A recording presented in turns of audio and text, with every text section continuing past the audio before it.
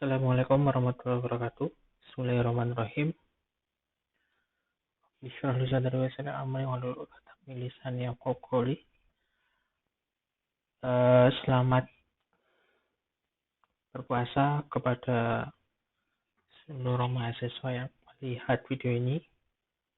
Semoga amal ibadah kita diterima pada bulan Ramadan tahun ini dan segala permasalahan yang ada tidak menyusutkan semangat kita dalam berpuasa dan beribadah. Langsung saja, pada video kali ini kita akan membahas terkait materi transformasi linear. Merupakan dua materi terakhir, menyisakan satu video lagi yaitu materi ruang eigen yang akan kita bahas pada video berikutnya. Materi transformasi linear ini masih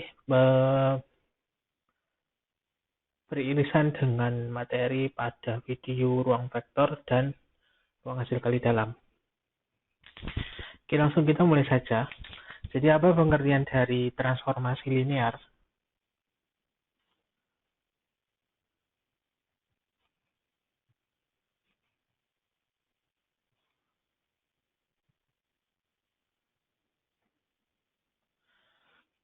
Transformasi linear merupakan sebuah transformasi antara dua buah ruang vektor yang berada pada dimensi yang berbeda atau pada bentuk ruang vektor yang berbeda. Misalkan dari ruang vektor pada ruang Euclid diubah menjadi ruang vektor yang berada pada matriks seperti itu.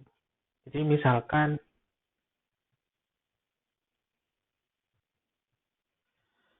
V dan W besar merupakan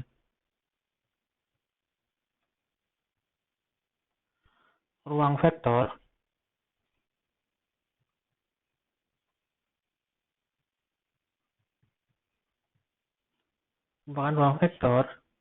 maka notasi T titik 2V menjadi W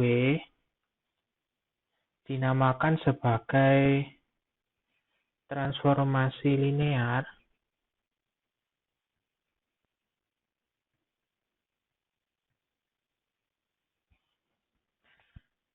jika untuk setiap A, B yang merupakan elemen dari V dan alfa yang merupakan elemen dari bilangan real berlaku dua aturan ya. Aturan yang pertama transformasi penambahan vektor A ditambah B hasilnya adalah transformasi dari A ditambah dengan transformasi dari B. Seperti itu. Yang kedua, transformasi dari perkalian skalar alfa dengan vektor A menghasilkan sama saja seperti alfa dikalikan transformasi dari A. Seperti ini. Jika V sama dengan W, maka T disebut sebagai operator linear. Ini kasus khusus ya. Seperti ini. Jadi, apa itu pengertian definisi dari transformasi linear? Kita misalkan terdapat dua buah ruang vektor yaitu V dan W, maka notasi T yang melambangkan dari transformasi itu sendiri, T titik 2V menjadi W, diberlakukan sebagai transformasi linear jika untuk setiap vektor A dan B yang merupakan elemen dari ruang vektor V dan juga terdapat alfa yang merupakan elemen dari bilangan real, maka berlaku dua aturan. Yang pertama, jika transformasi vektor A ditambah B itu merupakan juga transformasi vektor A ditambah dengan transformasi vektor B. Yang kedua, jika ada transformasi sebuah skalar dikalikan dengan suatu vektor yang merupakan elemen dari ruang vektor V, maka sama seperti perkalian skalar dengan transformasi vektor tersebut. Ada aturan khusus jika ruang vektor V sama dengan vektor W, maka T itu bukan disebut sebagai transformasi linear, tapi sebagai operator linear. Seperti itu. Jadi ini definisinya. Kita coba masuk ke contoh soalnya. Pembuktian apakah sebuah notasi itu bisa disebut sebagai transformasi linear.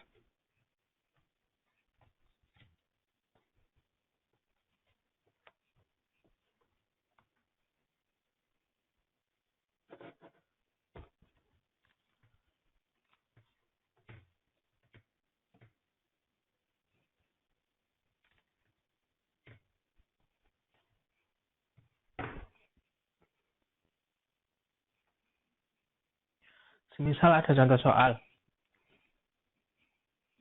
Tunjukkan bahwa T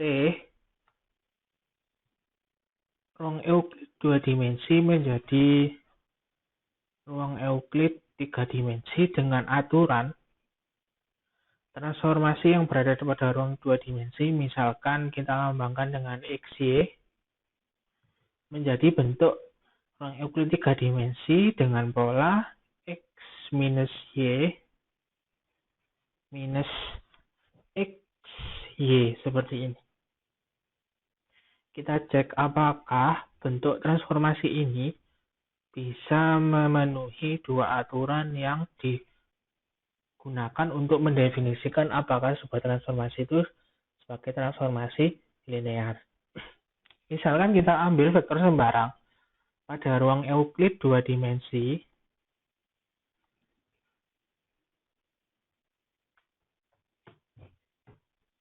Pada ruang Euclid 2 dimensi, kita ambil misalkan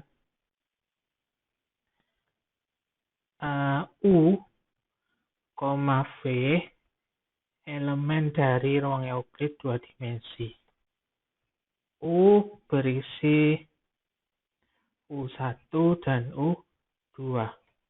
V berisi elemen V1 dan V2. Seperti ini ya. Jadi kalau kita coba masukkan ke aturan yang nomor 1,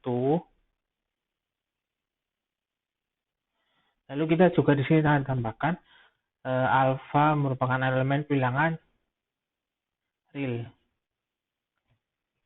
skalar ya. Kalau kita tambahkan untuk mengecek apakah model transformasi linear ini bisa memenuhi syarat aturan yang pertama, kita coba tambahkan T U plus V. Seperti ini ya. Berarti ini kalau kita ubah polanya ini sama seperti T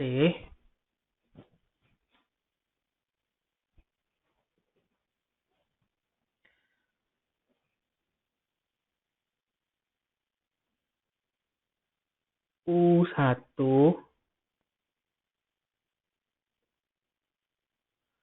U2 ditambah dengan V1 V2 seperti ini ya. Kalau kita ubah lagi bentuknya adalah U1 ditambah V1 dikurangi X kurangi Y kan. Karena ini penambahan berarti kita penambahan elemen X antara kedua vektor U dan V, yaitu U1 ditambah V1 dikurangi Y-nya U2 dikurangi V2.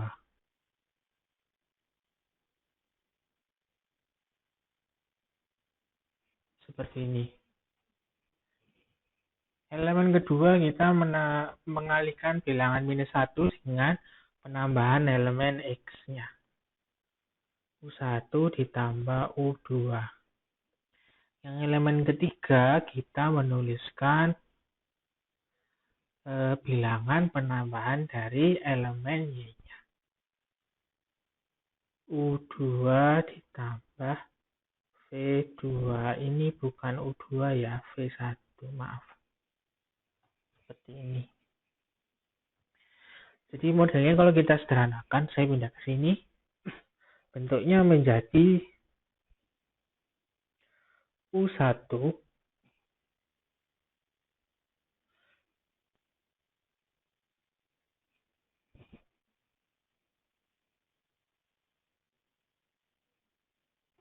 ini tambah ya.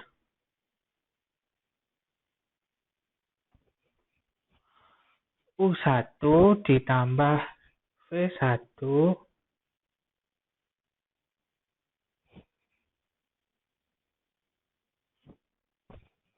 kalau kita kelompokkan ini, maaf.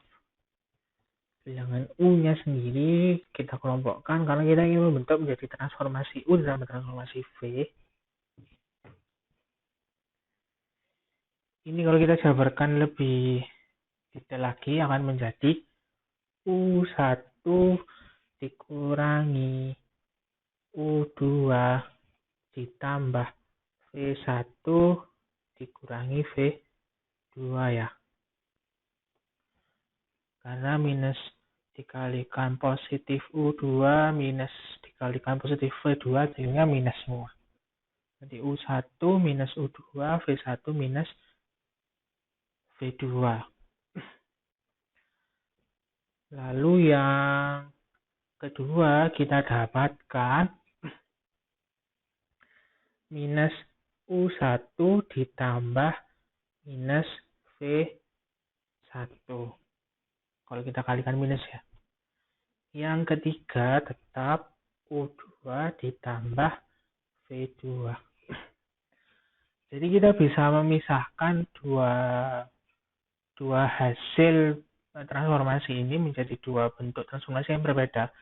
Di sebelah kiri tanda penjumlahan itu merupakan transformasi untuk vektor U ya, karena sudah cocok TU berarti kalau TU ditransformasikan bentuknya adalah U1 dikurangi U2 elemen kedua minus U1 elemen ketiga U2. Berarti ini sama seperti kita pisahkan U1 minus U2 minus U1 U2 seperti ini ya.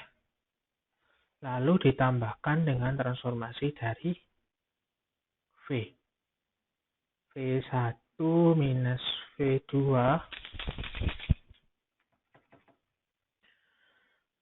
minus V1 V2.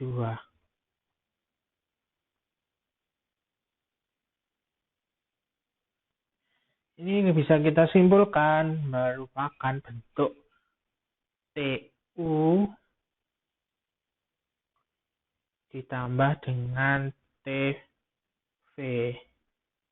Berarti transformasi U plus V sama dengan transformasi U plus transformasi V.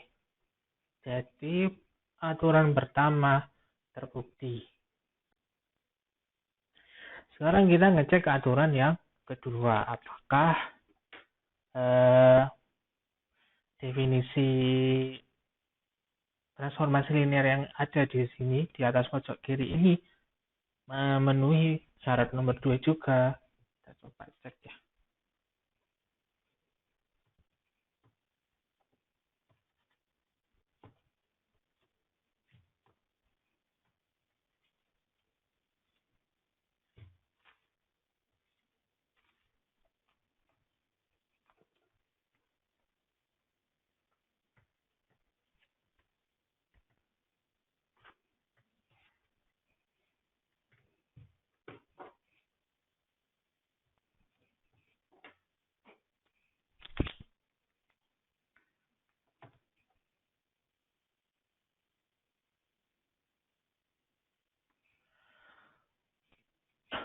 Untuk syarat yang kedua adalah perkalian skalar dengan transformasi satu vektor yang ada dalam ruang vektor Euclid 2 dimensi. Misalkan kita kalikan alfa dengan U, hasilnya adalah alfa U1 minus alfa U2 minus alfa U1 alfa U2. Seperti ini ya. Karena alfa dikalikan X berarti alfa U1. Berarti transformasi alfa U1 adalah alfa U1 minus alfa U2. Alfa U2-nya karena alfa dikalikan U berarti di depannya U1 dan U2-nya dikasihkan skalar alfa. Ini ya, masing-masing. Jadi bentuknya seperti ini transformasinya. Nah, ini kalau kita pisahkan alfanya di luar, kita mendapatkan bentuk transformasi U1 minus U2 minus U2 U1, maaf. U1 U2. Maka kalau alfanya kita keluarkan, bisa dikeluarkan kan alfa U1 minus U2 minus U1 U2. Berarti bentuknya sama saja karena di sini dalam tanda dalam kurung ini merupakan transformasi U, berarti kalau alfa yang kita keluarkan berarti sama saja seperti alfa dikalikan transformasi dari U. Berarti syarat yang kedua terpenuhi. Dan kita bisa menyimpulkan bahwa definisi transformasi yang ada di sini bisa disebut sebagai transformasi linear untuk merubah ruang Euclid 2 dimensi menjadi 3 dimensi. Karena kedua syaratnya terpenuhi, baik syarat pertama maupun syarat kedua. Seperti itu.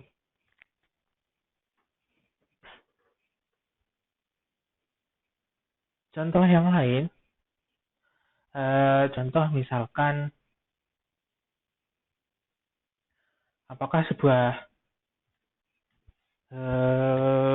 matriks itu bisa ditransformasikan menjadi bentuk ruang Euclid 1 dimensi.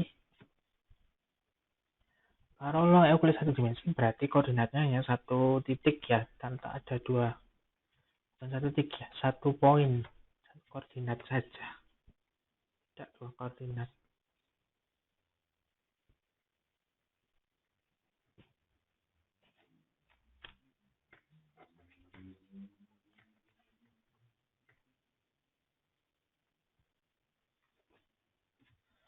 Misalkan sebuah transformasi T ini memetakan matriks 2 kali 2 menjadi ruang Euclid 1 dimensi, di mana hasil transformasinya ini merupakan determinan.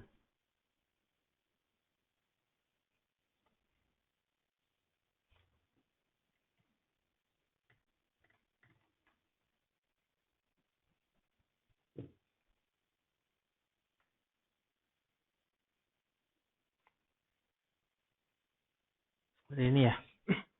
Lalu kita cek apakah transformasi ini bisa dikatakan sebagai transformasi linear. Ini bentuknya seperti ini ya. T matriks A, kemudian T matriks A, hasilnya adalah determinan A. Seperti ini ya. Apakah definisi transformasi ini bisa disebut sebagai transformasi linear? Kita cek di jalan pertama.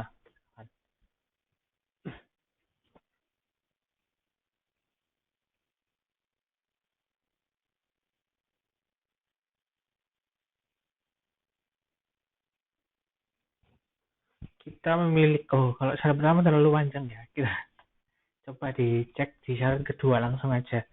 Dimana syarat ini bakal tidak terpenuhi. Kenapa? Misalkan ya, ada alfa elemen bilangan real. Kalau misalkan alfa saya kalikan A, hasilnya adalah saya punya A, elemennya A, B, C, D, karena 2 kali 2. Kalau saya kalikan alfa A, hasilnya adalah alfa A, alfa C, alfa B, alfa D. Ini ya. Lalu kalau misalkan saya masukkan rumus transformasi T alfa A, berarti saya mencari determinan dari matriks ini kan ya. Determinannya adalah alfa kuadrat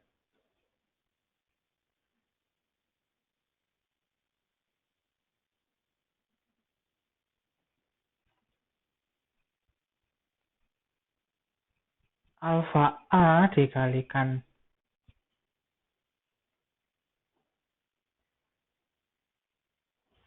alfa A kuadrat dikalikan A kali D dikurangi alfa kuadrat C kali B. Ya, seperti ini ya. Berarti kalau alfa kuadratnya saya keluarkan AC min CD. Nah, ini tidak sesuai dengan syarat yang nomor 2, di mana transformasi alfa A harusnya menjadi alfa transformasi A seperti ini ya. Sedangkan kalau yang kita dapat di sini, alfanya bentuknya adalah kuadrat. Ya, berarti ini tidak sama dengan alfa AD CD atau sama dengan alfa TA. Berarti syarat 2 ini tidak terpenuhi. Maka kita bisa simpulkan bahwa bentuk transformasi ini tidak bisa dikatakan sebagai transformasi linear karena syaratnya ada yang tidak terpenuhi. Kalau syarat pertama insya Allah terpenuhi ya. Misalkan kita memiliki matriks A dan matriks B, malah kalau kita tambahkan determinannya bakal juga sama ya.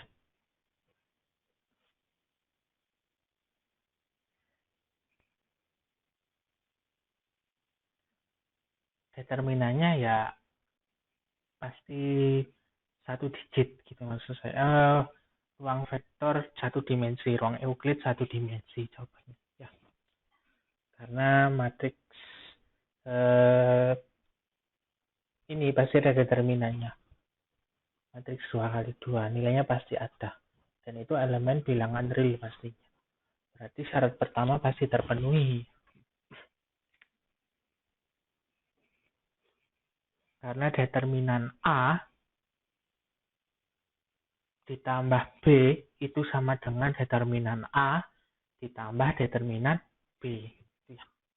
Kita pernah membuktikan di tugas itu determinan penambahan matriks A ditambah dengan matriks B itu sama dengan determinan A ditambah determinan B. Seperti itu.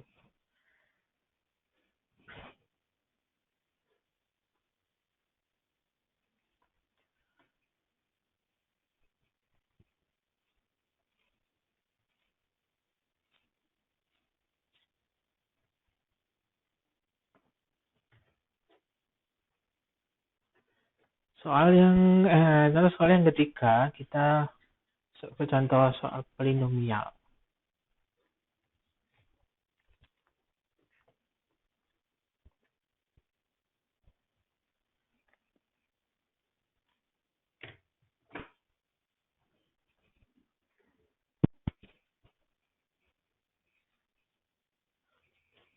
Diketahui polinomial T P2 ditransformasikan menjadi ruang Euclid 2 dimensi. Dengan rumus transformasinya T AX plus cukup.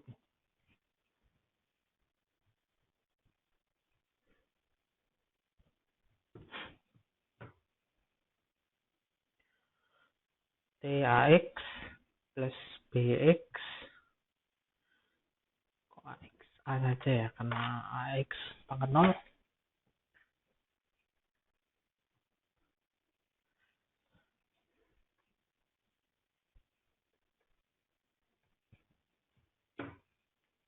A plus BX plus CX kuadrat, maka bentuk transformasinya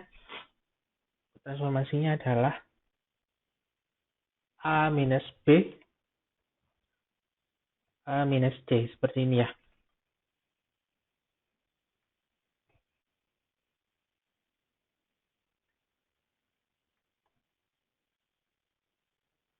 Maka bentuk seperti ini bisa dikatakan sebagai transformasi linear.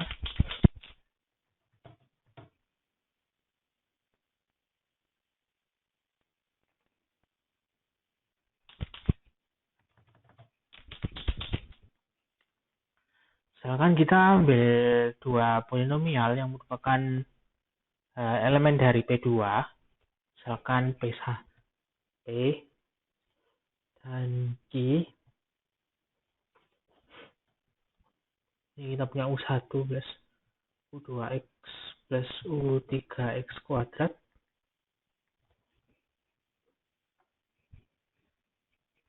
Untuk Q kita punya V1 plus V2 plus V3 V2X plus V3X kuadrat, seperti ini ya. Maka penambahan P dan Q,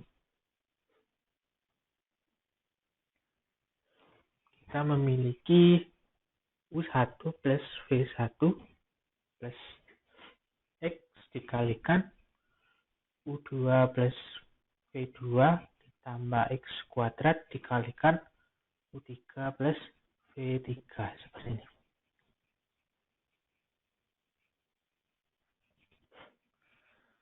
Maka P plus Q adalah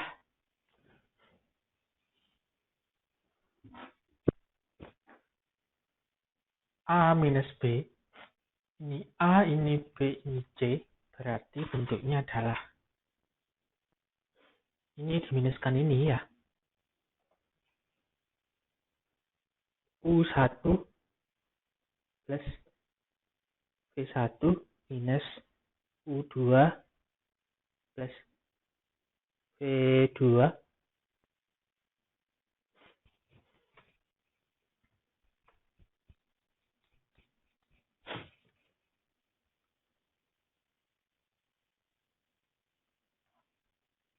untuk baris keduanya A minus D.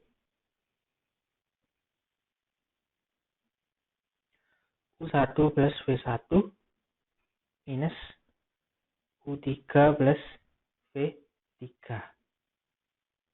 Seperti ini ya. Berarti kalau kita jabarkan lebih detail lagi, kita memiliki bentuk pemisahan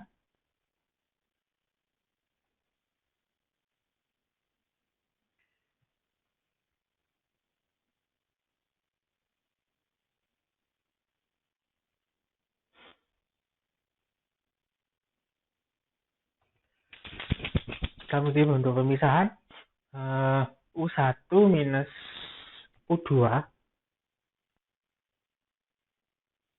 dan U1 minus U3 ditambah V1 minus V2 baris keduanya tambah V1 minus V3.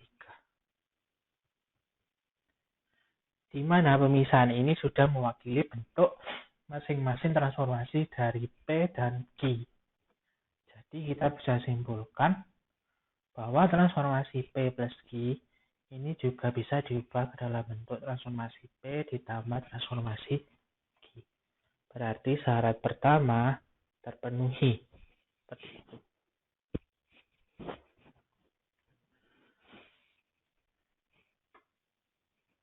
Lalu sekarang kita coba cek syarat kedua. Misalkan kita memiliki alfa elemen bilangan real.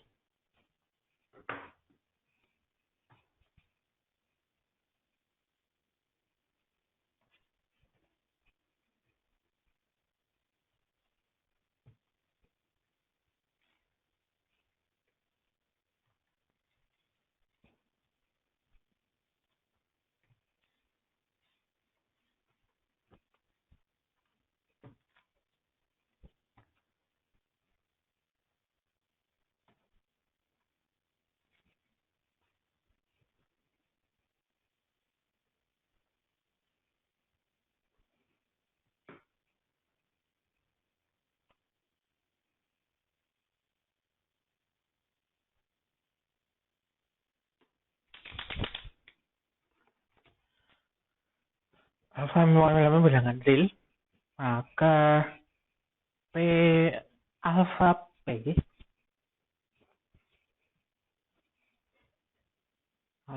P bentuknya adalah alfa U1 plus alfa U2X plus alfa U3X pangkat 2. Ini ya. Maka transformasi alfa P ini adalah A min B. A itu alfa U1 min alfa U2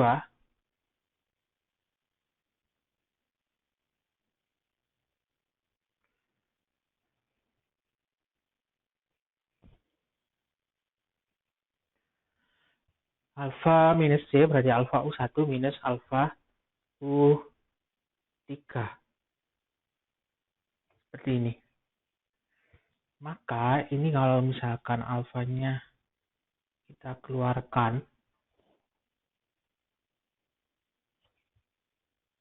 baik di baris pertama maupun baris kedua, kita mendapatkan bentuk seperti ini. Maka kita bisa keluarkan lagi alfanya di luar.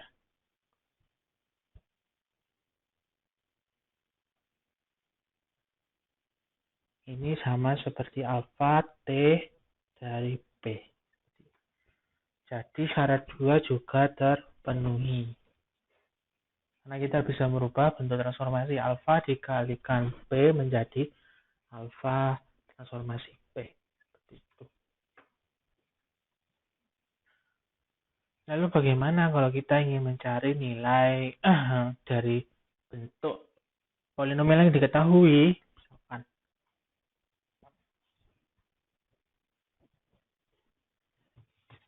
dari pertanyaan ini kita disuruh lagi mencari bentuk transformasi dari sebuah bentuk polinomial yang diketahui. Misalkan transformasi dari 1 minus X kuadrat. Hasilnya seperti apa? Maka 1 minus X kuadrat, A-nya adalah 1, B-nya adalah 0, karena 0 kali X pangkat 1 hasilnya 0. C-nya adalah minus 1 dikalikan X kuadrat. Maka hasilnya 1 minus 0, 1 minus 1. Hasilnya adalah 1, 0. Seperti ini.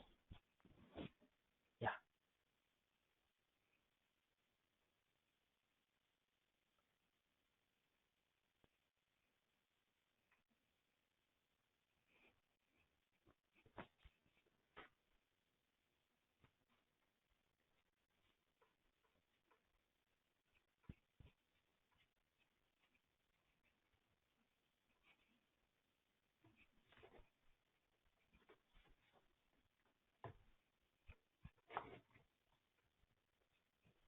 Nah, dalam bentuk transformasi, ini kita juga bisa, dalam merumus transformasi, kita juga bisa mengambil sebuah matriks yang dinamakan matriks transformasi dari rumus transformasi atau notasi transformasi yang diketahui.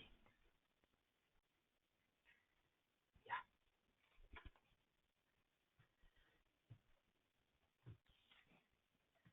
Misalkan dari contoh yang pertama,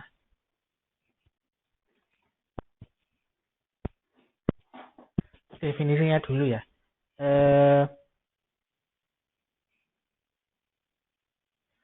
Dari representasi T, V menjadi V, seperti ini. Maka ini juga bisa juga dibentuk dalam representasi lain, yaitu T, U, karena U elemen dari V, maka bisa kita bentuk menjadi seperti ini. Di mana A ini merupakan matriks transformasi. Lalu U juga elemen dari ruang vektor V. Seperti ini. Ini transformasi dari T. Misalkan di soal yang pertama tadi, kita memiliki rumus transformasi seperti ini ya. X, Y diubah menjadi bentuknya ruang Euclid 3 dimensi. X minus Y minus X, Y. Seperti ini ya.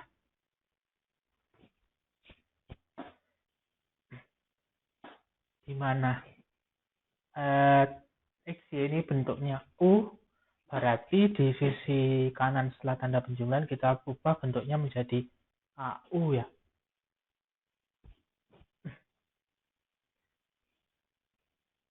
U-nya adalah X, Y. Berarti di sini kita kalikan X, Y. Di sini adalah matriks A. U, A, U. Matriks A-nya bentuknya seperti apa? Kita sesuaikan elemennya. Elemen baris pertama X kali minus Y berarti 1 minus 1. Ya, 1 kali X ditambahkan minus 1 kali Y, hasilnya X minus Y. Yang kedua, minus 1, 0. Yang ketiga, 0, 1. Seperti ini. Jadi bentuk transformasinya adalah seperti ini. Dari rumus transformasi yang ada di sini. Dan kita bisa perhatikan dimensi dari matriks A itu pasti adalah, karena ini transformasi dari ruang Euclid 2 dimensi menjadi ruang Euclid 3 dimensi, berarti dimensinya adalah mengambil jumlah barisnya, mengambil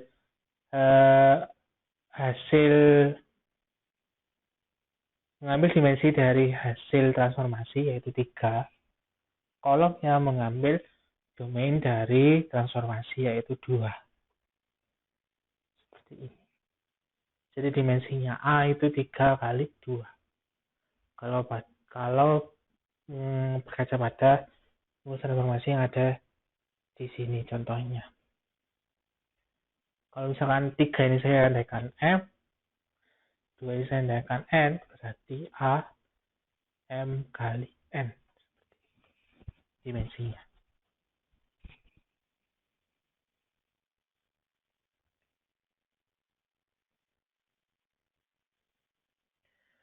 Kadang pada transformasi linear ini juga ada contoh soal disuruh mencari bentuk matriks A-nya. Jadi sudah diketahui vektor U-nya dan hasil transformasinya. Dan ditanyakan matriks A-nya.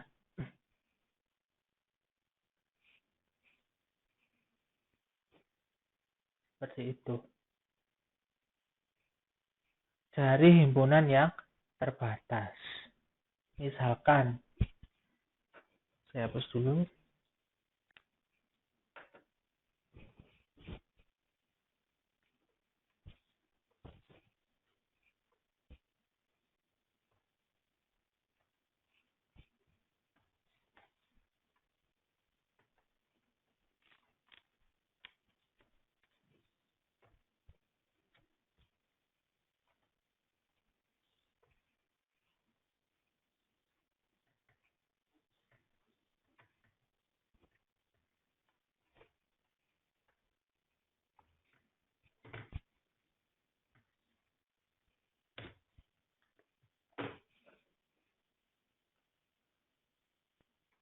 Misalkan ada sebuah himpunan B, himpunan vektor B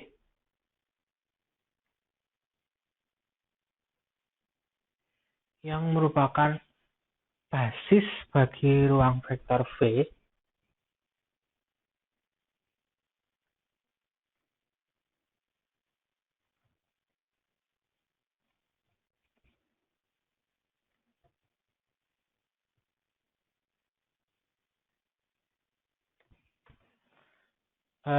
Syarat basis kalau sesuai dengan materi ruang vektor, syarat basis yang pertama adalah dia membangun, yang kedua bebas linear, span dan bebas linear independen ya. Di mana saya lanjut lagi, dan di mana bentuk transformasinya adalah misalkan T ruang Euclid 2 dimensi menjadi ruang Euclid 3 dimensi seperti ini. Bentuk rumus transformasinya adalah T UI menghasilkan VI, misalkan seperti ini ya. Coba balik, karena B-nya isinya P. VI menjadi I ya, untuk setiap I.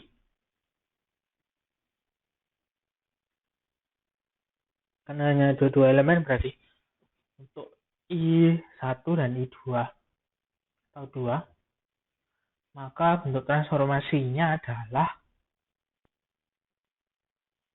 T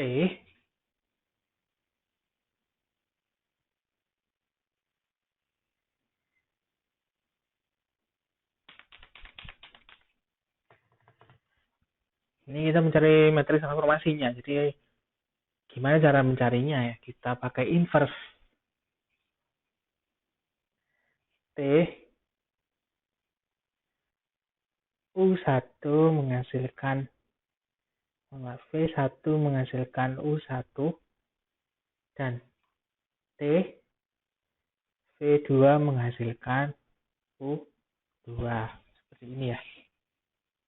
Dimana U1 ini sama seperti A dikalikan V1 A dikalikan V2.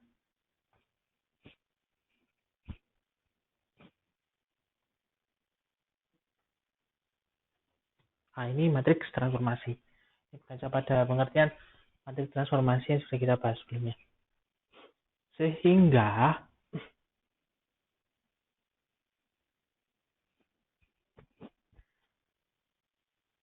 A dikalikan V1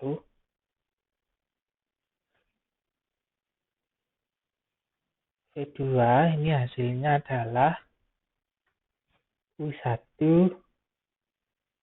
dan U2 ya.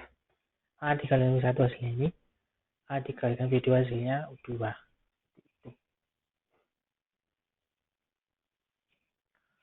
Maka A ini adalah, kalau kita kalikan ruas kanan dengan inverse dari V1 dan V2, berarti menunjukkan matriks identitas ya di sini ya. Matriks identitas itu kalau kita kalikan dengan matriks yang lain, hasilnya matriks itu sendiri. Jadi misalkan matriks A saja,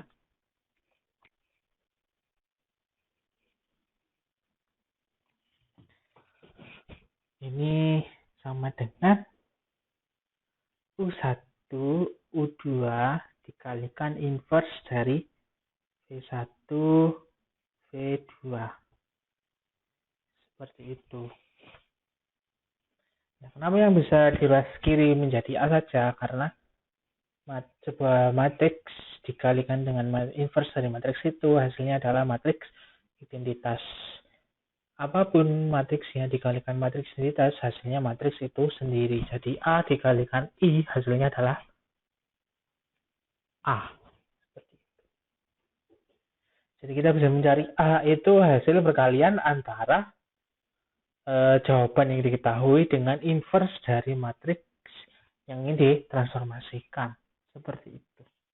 Itu kalau satu elemen. Kalau banyak elemen berarti kita jajarkan tiap elemen dari matriks yang akan ditransformasikan beserta hasilnya yang sudah diketahui. Contohnya,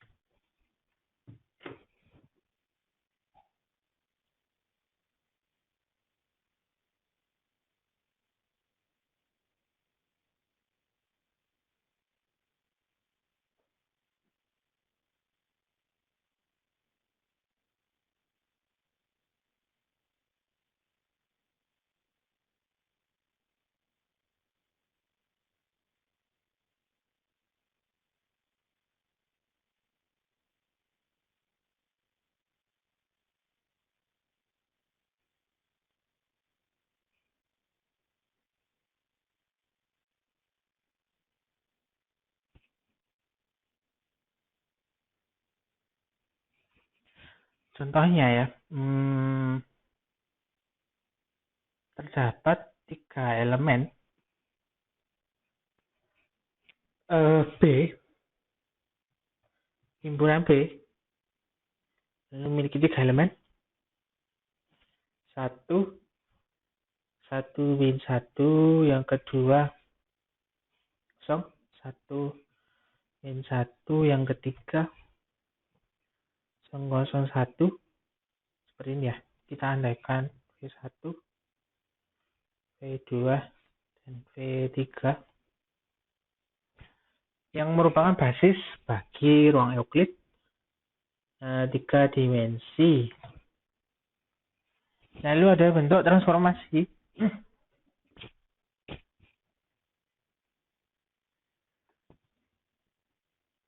dari ruang Euclid 3 dimensi menjadi bentuk polinomial 1 basis 1 ya. Polinomial basis 1. Di mana T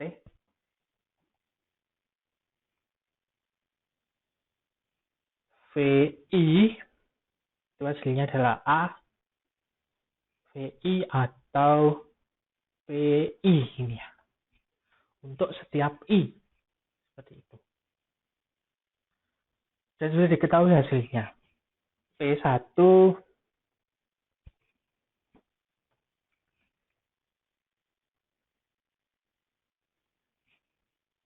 hasilnya adalah 1 minus X. P2 hasilnya 1. P3 hasilnya 2X. Seperti ini ya. Jadi vektor V-nya, kumpulan vektor V-nya kalau kita susun menjadi 1, kumpulan dari vektor V, kalau kita susun menjadi 1, bentuknya adalah AV ini ya. A, V kumpulannya, berarti V1 kita sejarkan 1, 1, min 1, V2, 0, 1, min 1, V3-nya 0, 0, 1. Ini sama seperti hasilnya yang ada di sini. Karena bentuknya polinomial 1 dimensi, berarti PI-nya ini ya, kita juga modelkan dalam bentuk 1 dimensi. 1 dimensi. Maksudnya 1 basis 1, berarti hasilnya harus basis 1. basis 1 dia berarti memiliki dua elemen. Kalau kita ubah dalam bentuk matriks, elemen pertama mewakili X pangkat 0, elemen kedua mewakili X pangkat 1. Ya.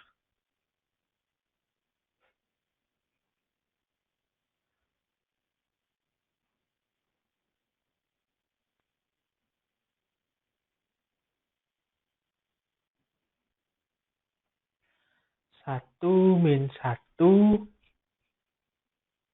seperti ini. Lalu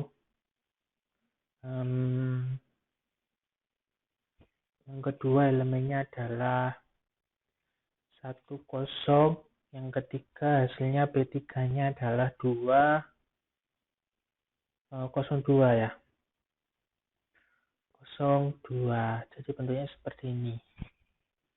Yang perlu kita cari sekarang adalah inverse dari matriks ini. Ya, atau V1 digabung V2 dan V3. Seperti itu.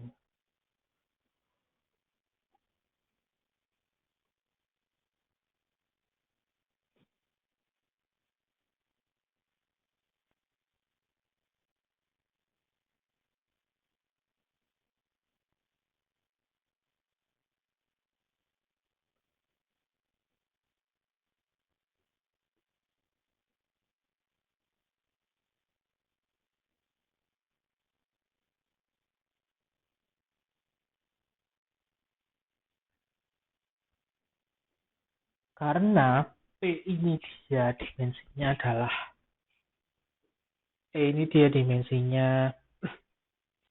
barisnya 2, kolomnya 1.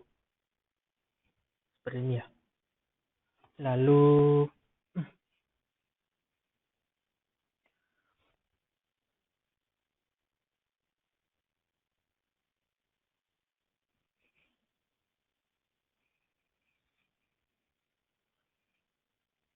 dimensi barisnya adalah 2 kali 1 ya. Yang ini dimensi barisnya 3 kali 1. Berarti matriks A-nya dimensinya nanti harusnya bentuknya adalah 2. Dimensinya adalah barisnya 2, kolomnya 3 ya. M kali N jadi 2 kali 3. Seperti ini. Karena 2 kali 3 dikalikan 3 kali 1 hasilnya adalah 2 kali 1. Seperti itu.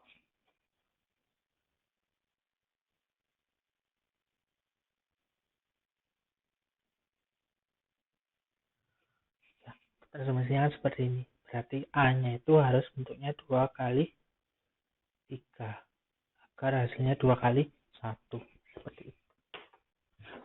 Saya hapus bagian yang atas. Kita cari inverse-nya.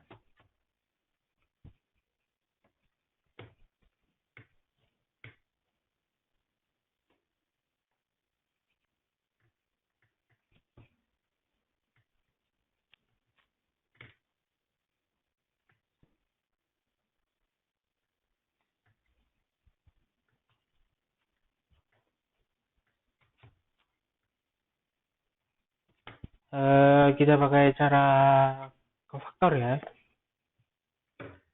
Yang lumayan cepat.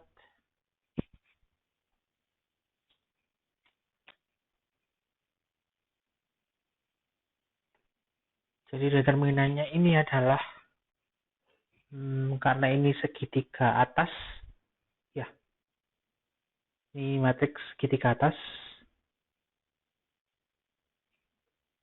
determinannya adalah 1, terus nilai C1 nya adalah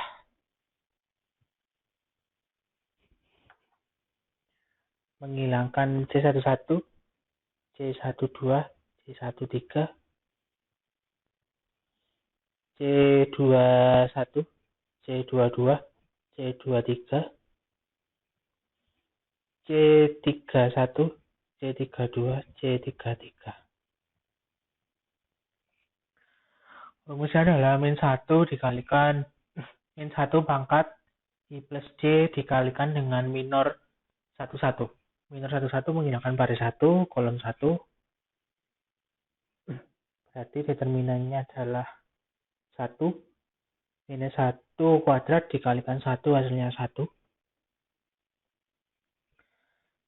Minus 1 pangkat 3 hasilnya minus 1. Menghilangkan baris 1, kolom 2. 1 kolom 2. 1 lagi. 1 kali 1 min 1. Baris 1 kolom 3. 1 kali min 1 ditambahkan, dikurangkan ya.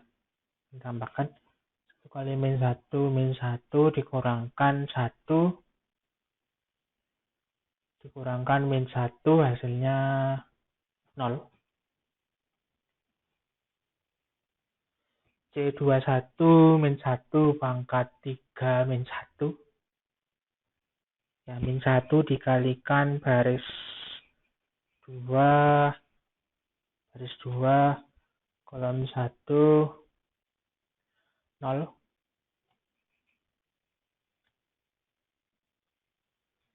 Baris 2. Kolom 2. Min 1 pangkat 4. Min 1 pangkat 4. 1. 1 dikalikan 1. 1. Baris 2 kolom 3. Min 1 kali 1 min 1 dikurangi min 1 kali 0, 0. Berarti min 1. Min 1 pangkat 5 min 1 dikalikan min 1 hasilnya 1. Seperti ini. C31 baris 3 kolom 1 0. Ya. 31 0. Baris 3 kolom 2 hasilnya juga 0. Baris 3 kolom 3 hasilnya 1. 1 dikalikan minus 1 pangkat 6, 1 hasilnya 1. Seperti ini. Ya. Jadi C transposnya nilainya adalah C11, C12, C13 kan di sini ya. 11, 12, baris 1 kolom 2, baris 1 kolom 3. Berarti urutannya diubah 1 min 1 0. 0 1 1 0 0 1. Seperti ini ya. Berarti inversnya kita bagi dengan determinan dari A. Karena determinan A-nya sama dengan 1, hasilnya adalah ini. Bagi 1 ya, hasilnya sama dengan ini. Berarti ini A in, mohon maaf, karena inverse ya. Inversnya dari V 1, 2, 3. Inversnya adalah ini.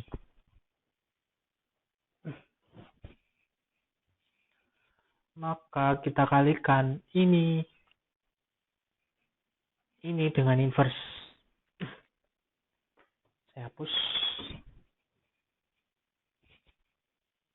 Saya akan hapus.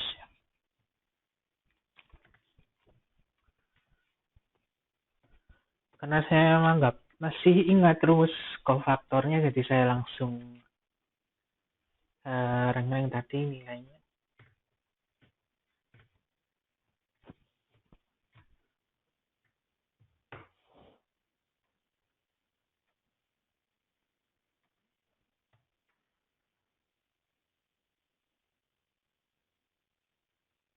Wah, saya hapus tadi ya. Saya tulis di kertas. Jadi inversnya tadi nilainya adalah ini nilainya adalah sekali ini min 1 0 2 dikalikan inversnya tadi nilainya adalah 1 min 1 0 011 001 ya. Hasilnya ordonya atau dimensinya adalah 2 kali 3. 1 kali 1, 1 ditambah minus 1 kali 1 min 1, 0, 0 tambah 0 hasilnya 0. 1 kali 0, 0, 1 kali 1, 1, 0 kali 1, 0. 1 tambah 0 tambah 0, 1. 1 kali 0, 0, 1 kali 0, 0, 0 kali 1, 0. Hasilnya 0. Min 1 kali min 1, min 1, min 1 kali 0, 0. 2 kali 0, 0. Berarti min 1 tambah 0, 0. Ya, min 1. Min 1 kali 0, 0. Min 1, 0 kali 1, 0. 2 kali 1, 1. Berarti 0 tambah 0 tambah 2 hasilnya 2. Min 1 kali 0, 0. 0 kali 0, 0. 2 kali 1, 2. Berarti 0 tambah 0 tambah 2 hasilnya 2.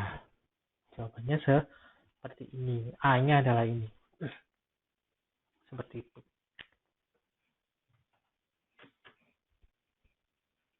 Kita coba buktikan ya. Untuk yang ini, atau hasilnya ini, berarti A dikalikan V1 hasilnya harusnya P1 ya. Coba 0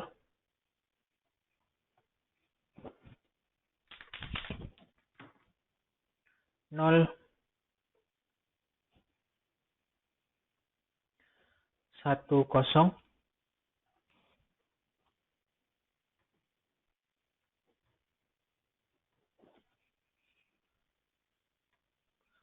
1 0 minus 1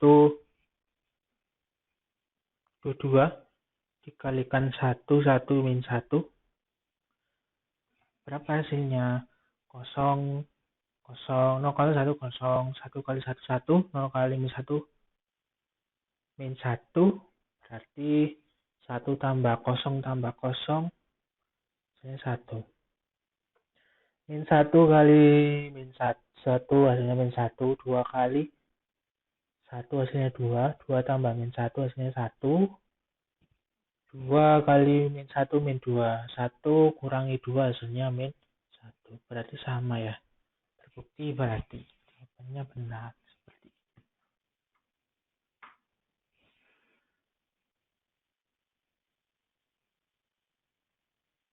Seperti itu merupakan contoh soal dari matriks transformasi ya. Selanjutnya kita akan membahas terkait kernel dan jangkauan.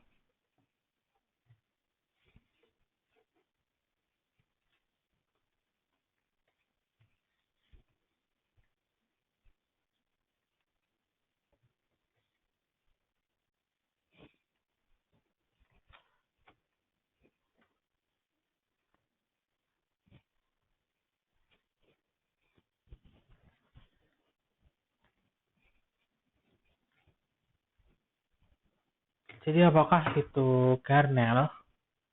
Misalkan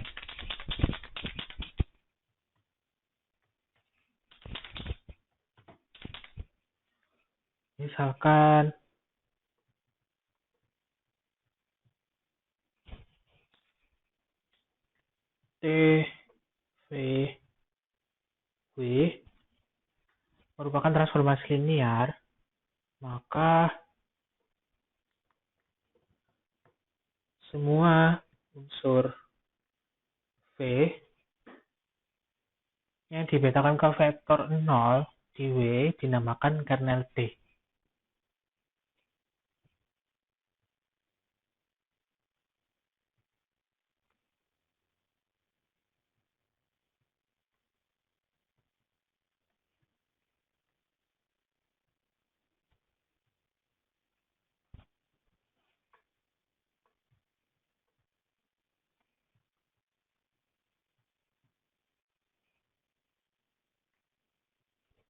Kernel T seperti ini ya. Notasinya adalah ker dari T. Seperti ini. Maka kita bisa bentuk dalam definisi notasinya.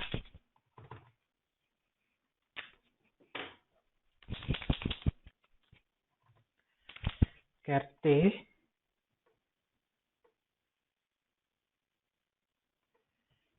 sama dengan U elemen dari V, di mana T U ini menghasilkan vektor 0. Seperti ini. Ya. Contohnya misalkan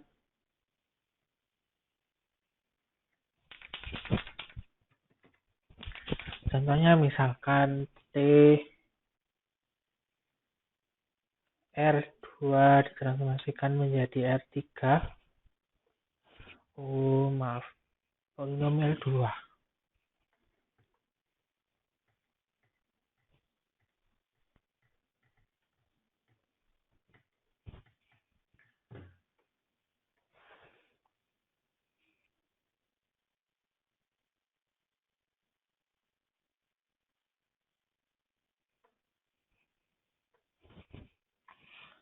Kan T sama seperti tadi ya, Bx plus Dx kuadrat hasilnya A minus B, A minus D. Contohnya, elemen dari kernel T adalah transformasi dari 1 plus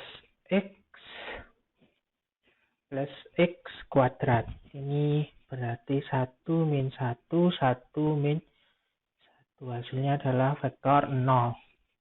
Maka kita bisa simpulkan 1 plus X kuadrat ini merupakan elemen dari kernel T, gitu ya. Seperti itu contohnya.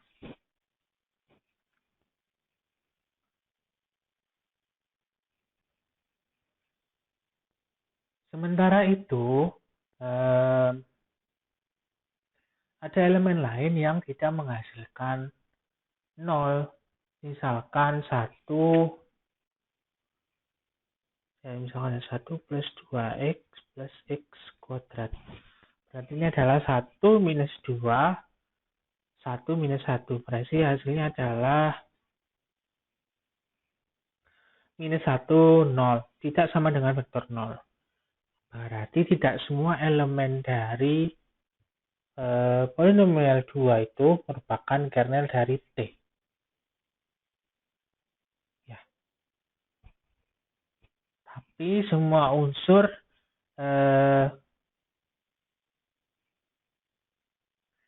semua daerah asal atau polinomial yang unsurnya itu merupakan polinomial yang 0, baik elemen A, B, dan C-nya 0, itu pasti dia kernel dari T. Seperti itu. Tapi ada juga yang tidak termasuk dalam kernel T. Maka ada beberapa pengertian yang bisa kita ambil dari contoh ini. Yang pertama,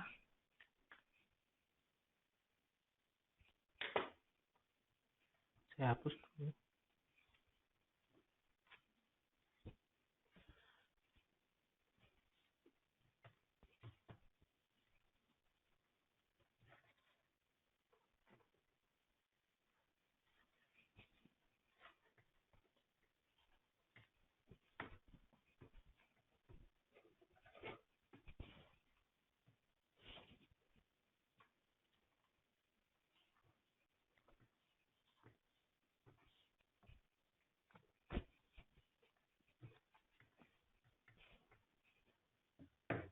Kita misalkan A dan B itu elemen dari kernel T.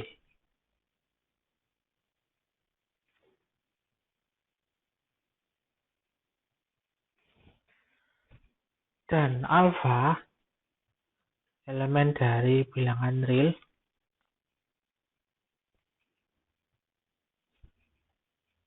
bilangan skalar sembarang ya, maka kita bisa menyimpulkan karena setiap alfa elemen dari kernel T, maka A itu dia juga elemen dari ruang vektor V,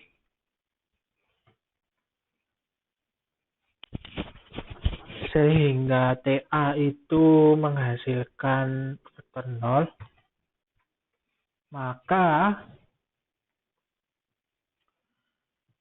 kernel T itu juga merupakan subset dari ruang vektor V.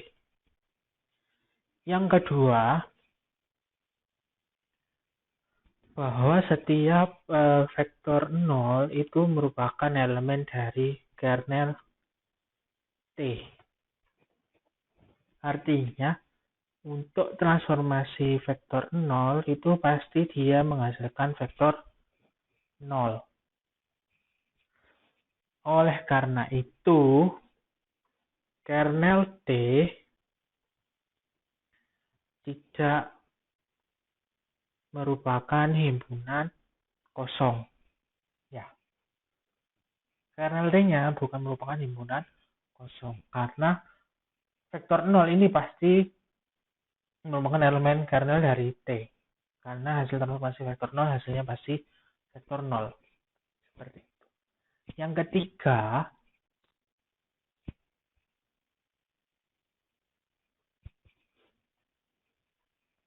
karena AB itu merupakan kernel T dan kernel T merupakan subset dari vektor V, bahwa V itu merupakan ruang vektor, maka berlaku A plus B itu elemen dari ruang vektor V.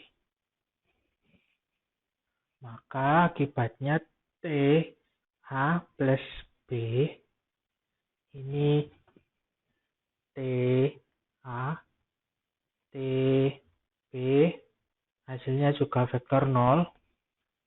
Maka jadi kesimpulannya A plus B itu juga merupakan kernel dari T. Seperti ini. Ya. Karena ini merupakan vektor 0, ini juga vektor 0, hasilnya adalah vektor 0. Seperti ini. Yang keempat,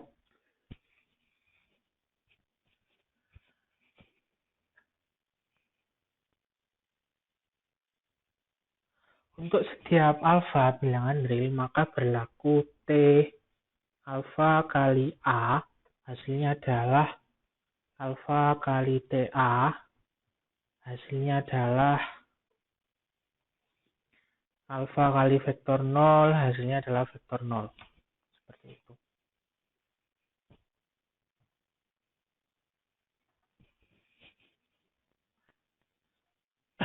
Dengan demikian kita bisa menyimpulkan alfa A itu juga merupakan elemen dari kernel T. Ini ya.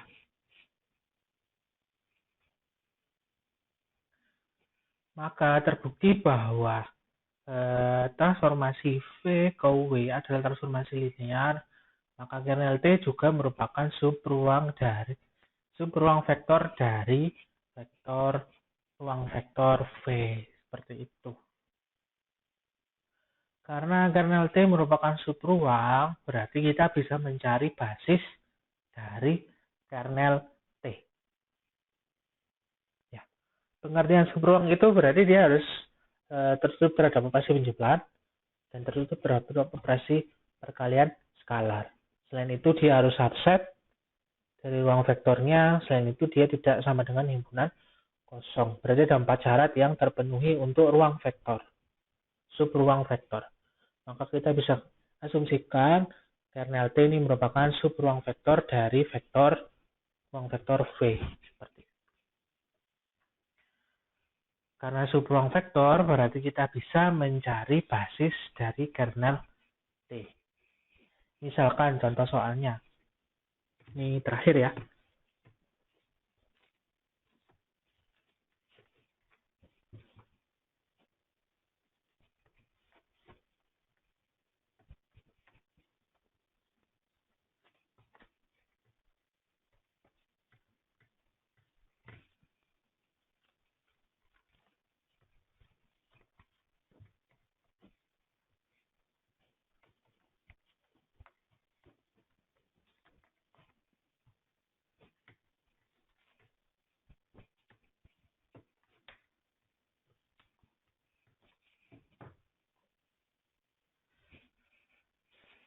diketahui transformasi linear T untuk ruang Euclid 3 dimensi menjadi polinomial basis 2. Dengan rumus transformasinya T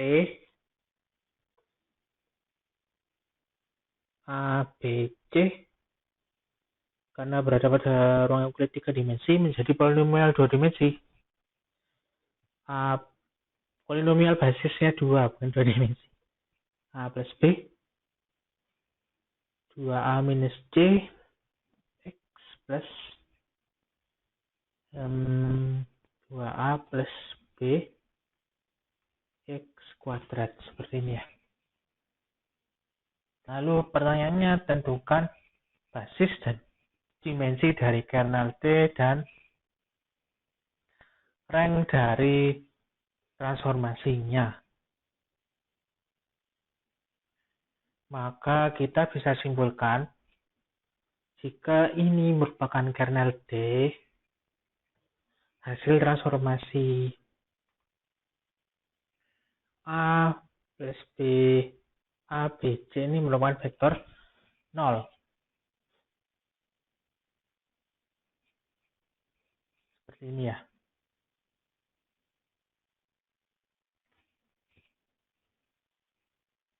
Karena vektor 0 berarti masing-masing elemennya yang ada di tiap suku berubah dari polinomial harusnya adalah 0. Berarti kita bisa menyimpulkan A plus B 2B minus C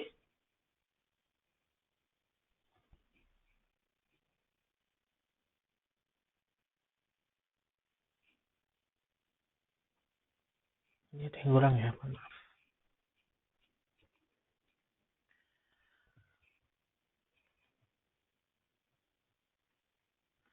2A ini ya, 2A minus C, dan yang terakhir 2A plus B plus C ini sama dengan 0. Seperti ini ya.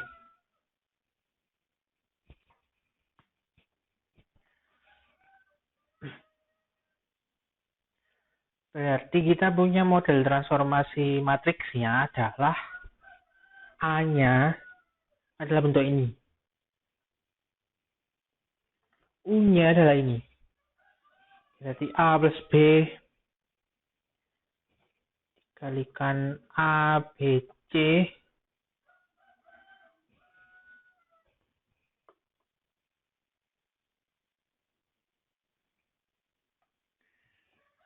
hasilnya adalah P2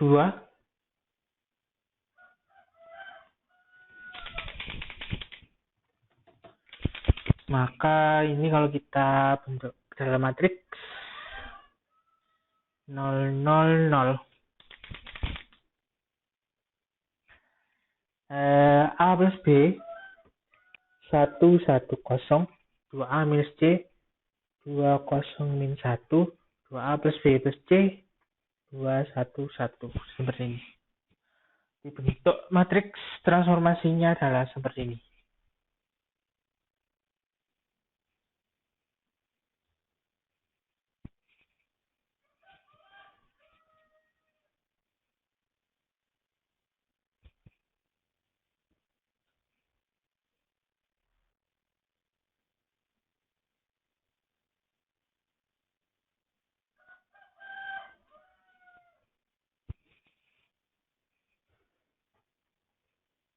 Berarti sekarang kita mencari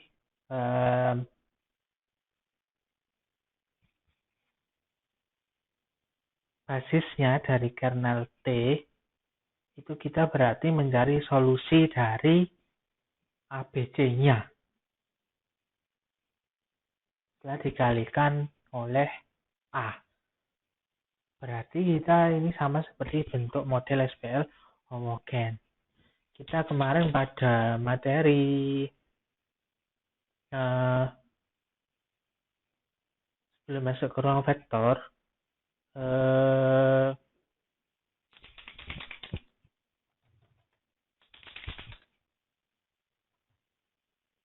ada materi basis ya, basis dan jangkauan. Pada barang materi ruang vektor itu ada materi basis dari SPL homogen, yaitu merupakan basis solusi ya, basis ruang solusi, seperti itu. Jadi yang dikatakan dengan basis kernel T itu sama seperti basis ruang solusi yang ada dalam SPL homogen. Karena bentuknya ini merupakan SPL homogen di sini ya. Maka kita melakukan proses OBE.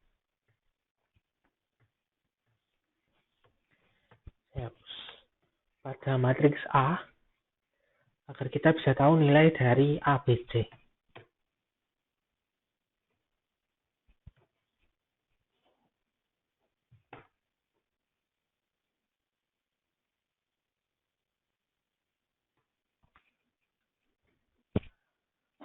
Berarti langkah pertama,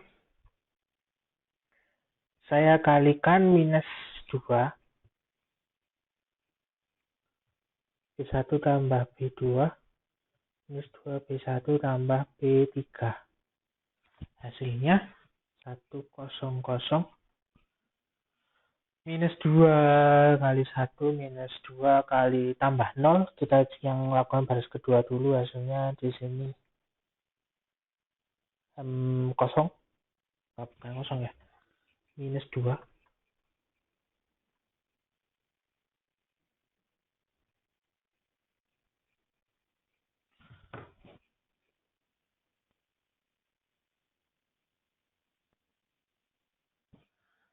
Minus 2. Minus 2 B1. Minus 2 kali 1 minus 2. Minus 2 tambah 0. Minus 2. Minus 2 kali 0, 0. Tambah minus 1, minus 1. Ya. Lalu yang baris ketiga, minus 2 B1 tambah B3. Minus 2 dikalikan 1. Minus 2. Minus 2 tambah 2, 0. Minus 2 kali 1, minus 2. Minus 2 tambah 1, minus 1. Minus 2 kali 0, 0. 0 tambah 1, 1. Ya. Ini tahap pertama. Tahap kedua. Tahap kedua berarti kita coba mengalihkan baris 3 dengan tukar baris 3 baris 1.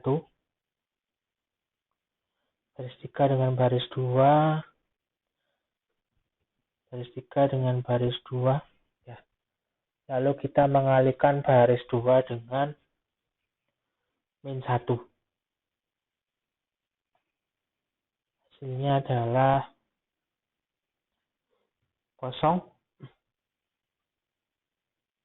1 min 1, 1, 1, 0, 0 min 2 min 1. Ini ya.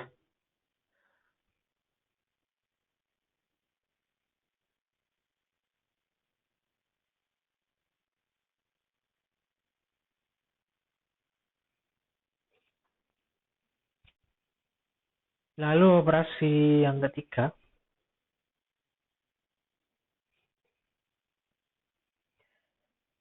kita kalikan minus 1 B2 ditambahkan B1, lalu operasi yang berikutnya 2 B2 tambah B1 tambah B3, maaf. Jadi kita ubah dulu matriks pertama itu dalam bentuk matriks identitas, sudah terpenuhi. Matriks kedua, baris kolom pertama dalam bentuk matriks identitas 100, kolom kedua 010. Ya, matriks kolom pertama sudah terpenuhi, berarti tidak perlu dilakukan operasi lagi. Kolom kedua minus B2 minus 1 tambah 1, 0. Minus 1 kali minus 1 hasilnya 1. 1 tambah 1, 0.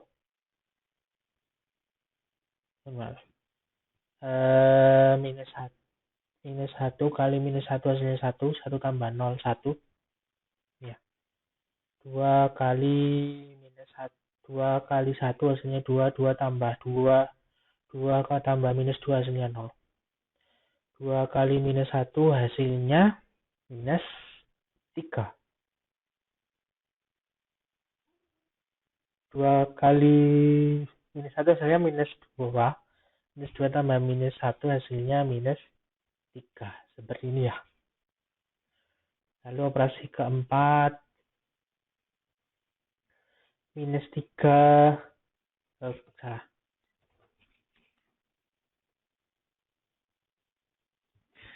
Berarti baris kedua sudah, kolom kedua sudah sesuai dengan matriks identitas.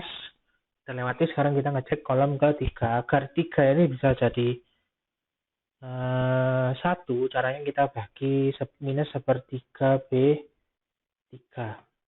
Setelah kita jadikan 1,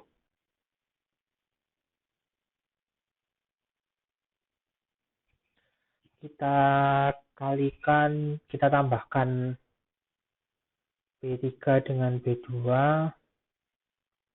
lalu kita kalikan B3 ini dengan minus 1, lalu kita tambahkan dengan B1.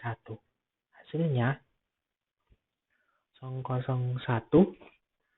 010, karena 1 tambah min 1 hasilnya 0. Lalu di sini 100, karena min 1 tambah 1 hasilnya 0. Berarti kesimpulannya,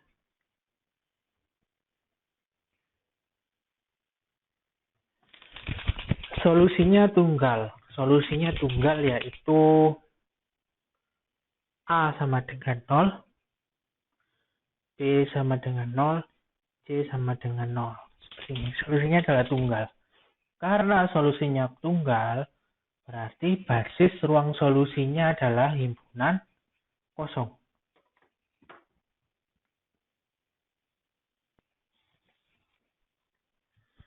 Karena basis ruang solusinya himpunan kosong, berarti kita bisa simpulkan basis kernel T-nya sama dengan himpunan kosong juga.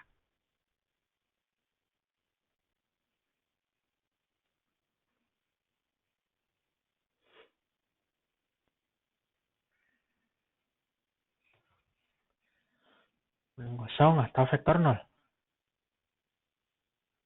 Maka nulitasnya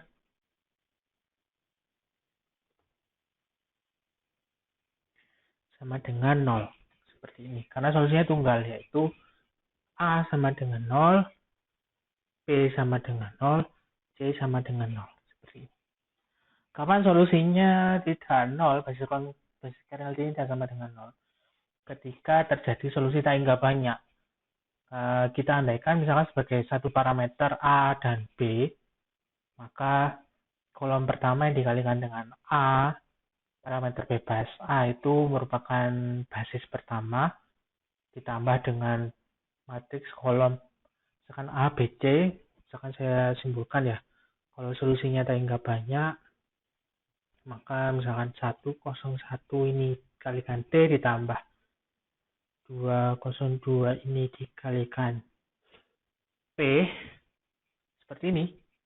Maka basis dari kernel T-nya adalah 101 dan 202. Nulitasnya adalah 2, karena elemen dari basis kernel T-nya adalah 1 dan 2. Jadi basis kernel T ini hanya berlaku ketika solusinya tak hingga banyak. Kalau solusinya tunggal, berarti basis kernel T-nya himpunan kosong, dan nulitasnya sama dengan 0. Seperti itu. Lalu bagaimana dengan rank-nya atau jangkauan dari T?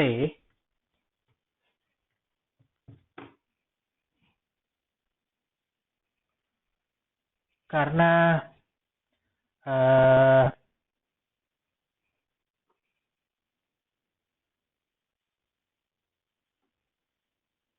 rank itu sama dengan basis ruang solusi dan basis ruang kolom atau basis ruang baris.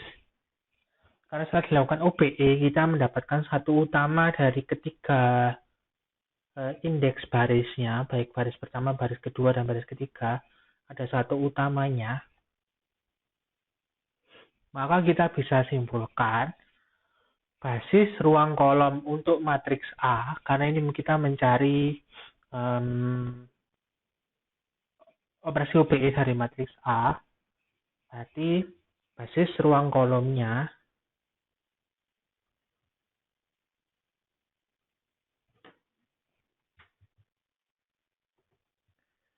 bisa dilihat di materi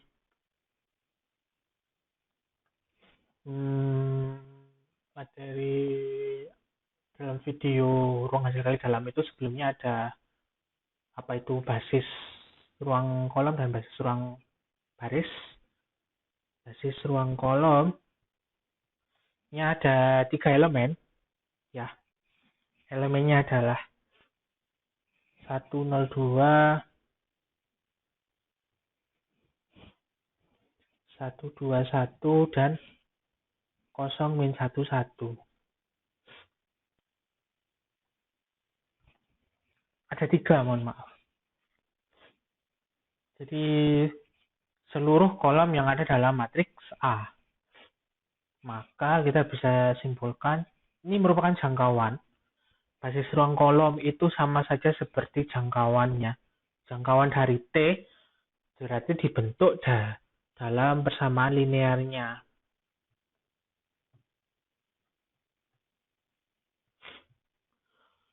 Karena ini merupakan bentuk dari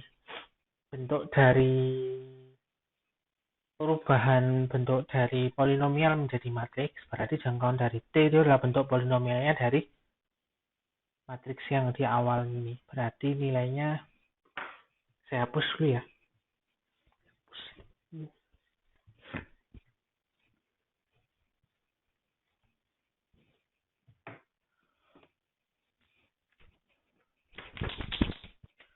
Jangkauan dari T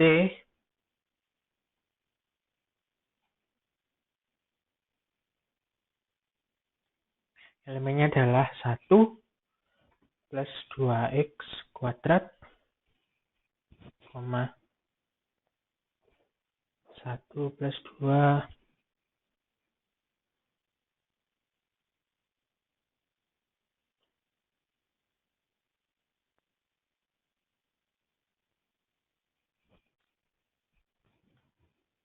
x plus x kuadrat, lalu ketiga minus x plus x kuadrat, seperti ini ya.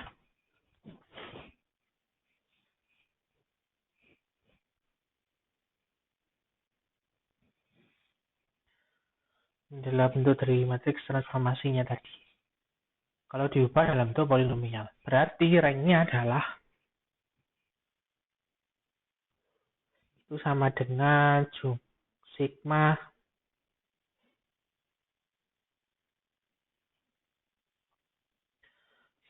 elemen dari basis kernel T ya. Basis ruang kolom A. Ada 3. Atau jumlah jangkauan dari T juga adalah 3. Seperti itu. Jadi ini seluruh materi terkait transformasi linear. Tugasnya insya Allah ada pada slide yang akan diupload pada Google Classroom.